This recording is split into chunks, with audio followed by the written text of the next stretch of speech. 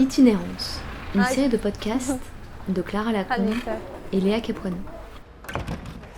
Là, on est à la place de la Hafsia. Les mille et une histoires de l'armoire méditerranéenne. C'est juste à côté de rue du Pécha. C'est la rue principale ici.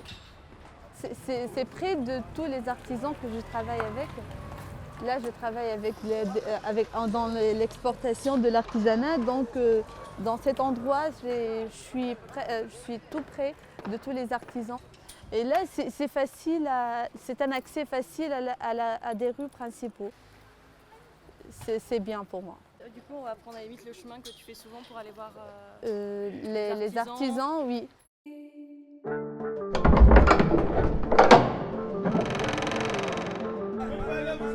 Armoire numéro 1, la Médina de Tunis, plongée dans le souk.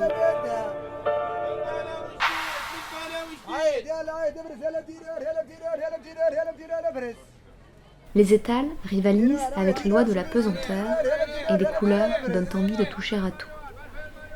Les sons des artisans se mêlent aux voix des vendeurs et on se croit perdu, mais on est bien là, avec nos 5 sens et peut-être un 6e, celui du voyage en l'espace-temps. Quand l'artisanat côtoie le Made in China, quand hier se frotte à aujourd'hui, c'est un voyage avec Leila Bengassem et Imen Wanim qui nous fait visiter le souk. Imen accompagne depuis 2016 les femmes artisanes Pas rurales. tout le monde, mais la plupart des gens.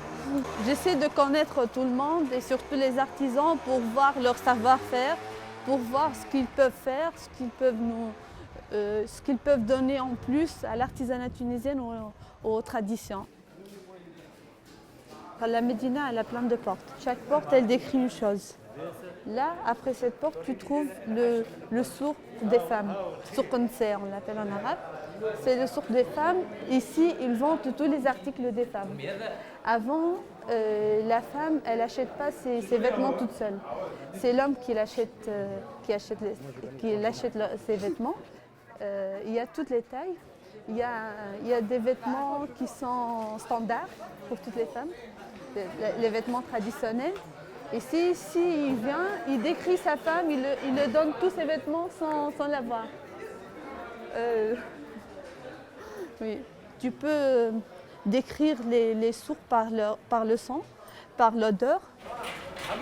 Ça sont les petits chariots qu'ils utilisent. Ouais.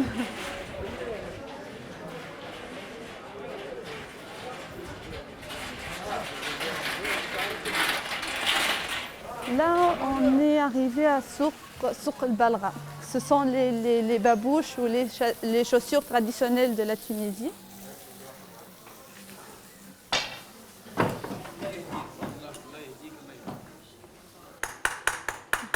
Salam.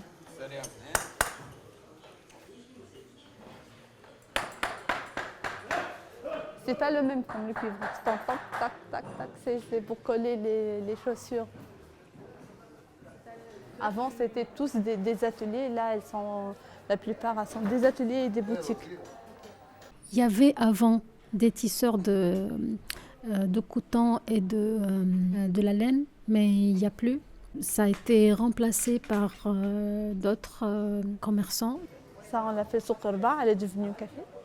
Ce qui est surprenant, c'est qu'on a trouvé 97 ateliers de production des chaussures.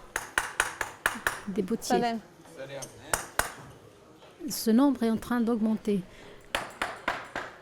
La production de chaussures, c'est impressionnant à la Médina. On ne voit pas, mais ils sont tous des petits ateliers de 1, 2 ou 3 maximum personnes qui vendent le cuir. Il y a le monsieur qui vend la colle. Il y a le monsieur qui coupe.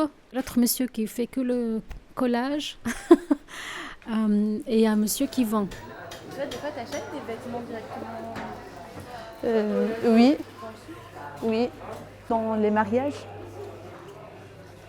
Ça arrive.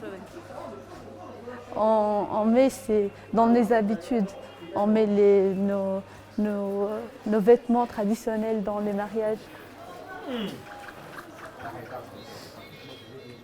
Là, c'est le souk des parfums. L'artisanat passe par des moments très, très difficiles.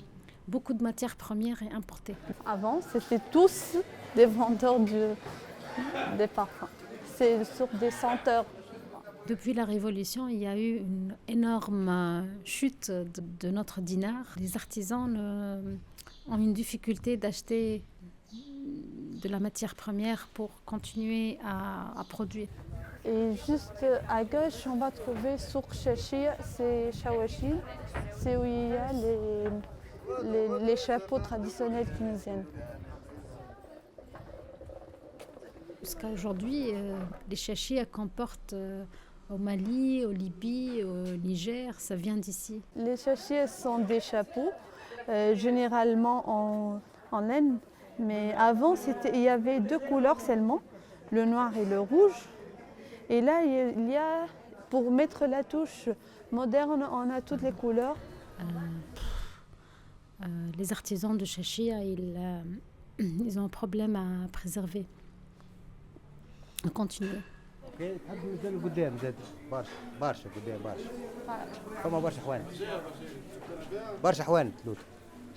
On sous-estime le potentiel de notre patrimoine et culture à créer des opportunités. Donc souvent, je travaille sur des projets qui essayent de donner une nouvelle vie au patrimoine, des choses qui nous ont laissé nos ancêtres. Et je pense que dans le monde, on est en train de devenir un seul pays. Je sais bien d'être unis, mais multiculturels. Et je pense que c'est très très beau d'avoir une harmonie entre les cultures, malgré les différences. Du Made in China à l'artisanat local, d'hier à aujourd'hui, c'est un positionnement que tous les acteurs doivent trouver. Leïla travaille avec les brodeuses berbères, au sud de la Tunisie, le point d'arrivée de notre voyage, et aide ces femmes artisanes rurales à se situer sur la carte mondiale.